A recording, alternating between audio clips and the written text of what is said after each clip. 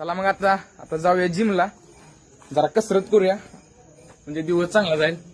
ओ सुरू इथं बसलाय होय. बांधणं 2 दिवस मला बस. चला आता आपल्या गावची जरा मीटिंग वाटतं गणपतीची. अरे इथं 4 जण कशी काय? 4 पण नाही, 3 जण. अरे व्हेरीच कार्यकर्ते. अरे कार्यकर्ते कुठं आहेत? अहो सुदीप कार्यकर्ते कुठं आहेत?